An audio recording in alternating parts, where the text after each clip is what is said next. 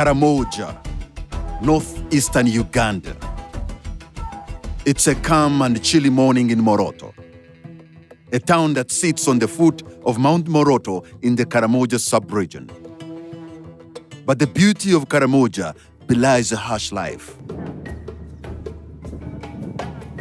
Karamoja is the least developed region of Uganda. For most of its people stick to cultural and traditional ways of life, which are ill-suited for a fast-changing world.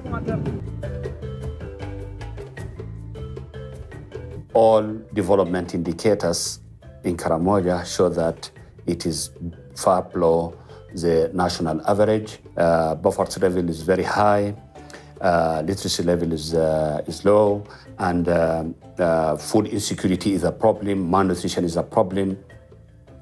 In all development indicators, we have issues.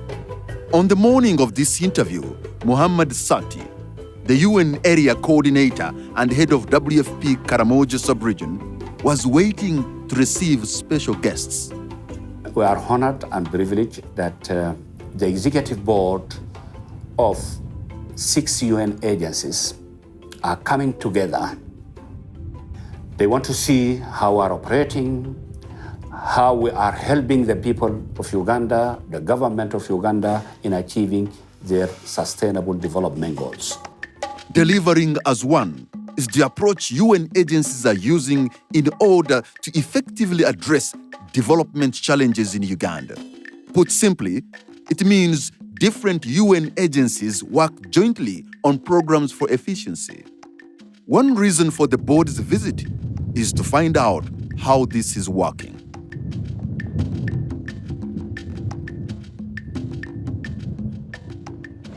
Number one.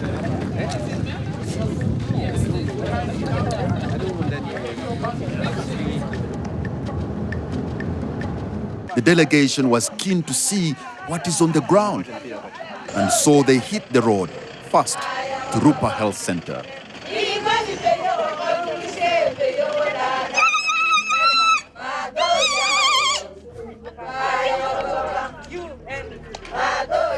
The maternity wing of the health center is supported by UNFPA and UNICEF. This is the maternity, how small as it is. This is what we do ANC here, that is antenatal.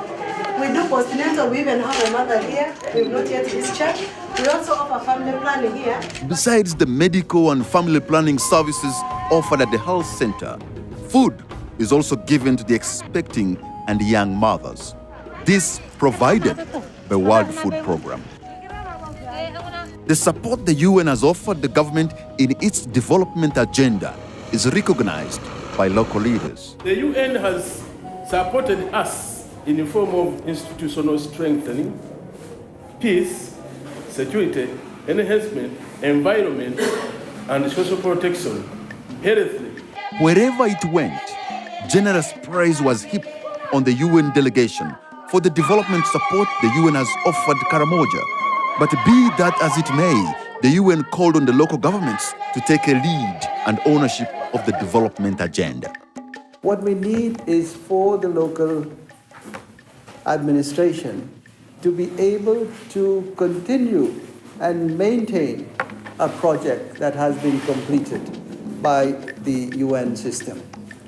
For a long time, the attitude towards Karamoja in Uganda has been reflected in the saying, "We won't wait for Karamoja to develop." But going by recent developments in the region, that attitude is bound to shift more towards UN's SDG slogan that goes, "Leaving no one behind."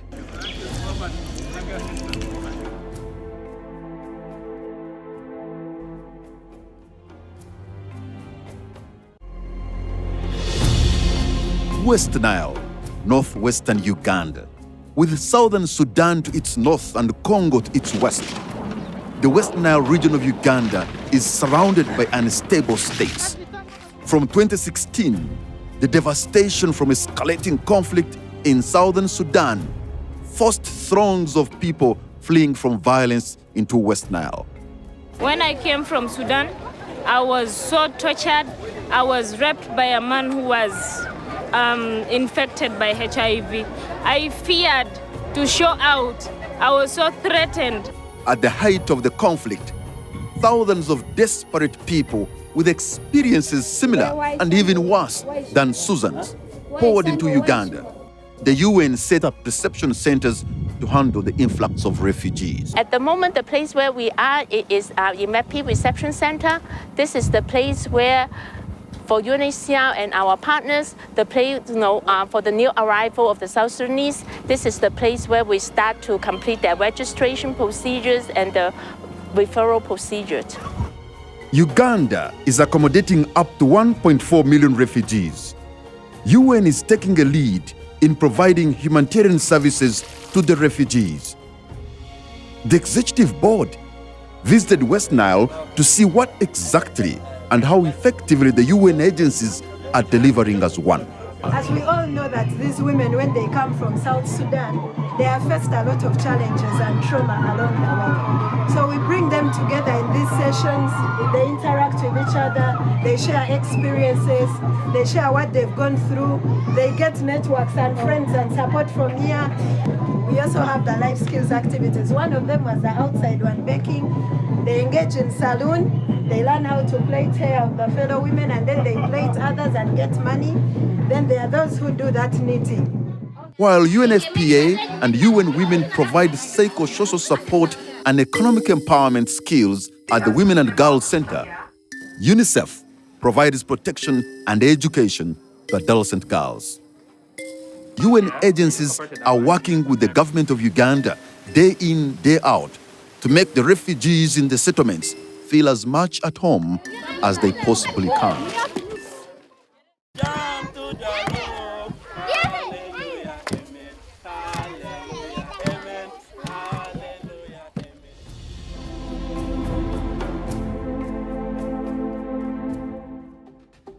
Kampala, central Uganda. UN's work is not restricted to the rural areas alone. Kampala, the capital city of Uganda, has its share of problems. A ring of slums surrounds the city. Here, an exploding population of unemployed youth dwell. To eke out a living, many young women engage in transactional sex and are vulnerable to HIV and other sexually transmitted infections. Though dangerous, the UN board visited the slums to find out how the UN is responding to these issues. Business is a key part of what they do here.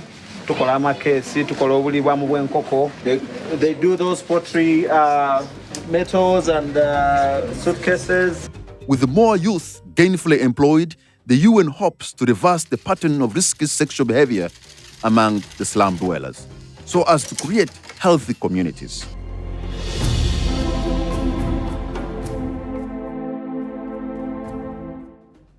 The most important business in Kampala, though, was the meeting with the government. Right Honorable Prime Minister, I'm delighted to note that the joint board meeting that you see in front of you have just returned from a visit to the field. At the field level, they were able to see what does it mean to implement the National Development Plan, including Uganda's famous Refugee Settlement Transformative Agenda. Refugees could, if worked on properly by the international community and recipient countries, turn out to be a blessing in disguise. And therefore, Uganda is doing this without any apologies, we regard it as a major duty of humanity, support humanity whenever part of humanity is in distress. But as welcoming as Uganda is to refugees, the Speaker of Parliament had demands she put before the UN board. We have been talking about the need for financing our infrastructure. If you go to West Nile, the roads that were built for the local governments have been destroyed because of the trucks. They were not made for the big trucks of the UN to drive food into those rural areas. So we need support for infrastructure. We need to support our local governments because our budget was not made for that kind of heavy activity. Madam Speaker, on the issue of refugees, again, we are very, very appreciative of the openness that the government of Uganda has shown, the solidarity that it continues to express when it comes to African refugees and refugees from the borders coming into Uganda. And so the visit came to a positive note. The UN and the government of Uganda are committed to their continued partnership in development and humanitarian work.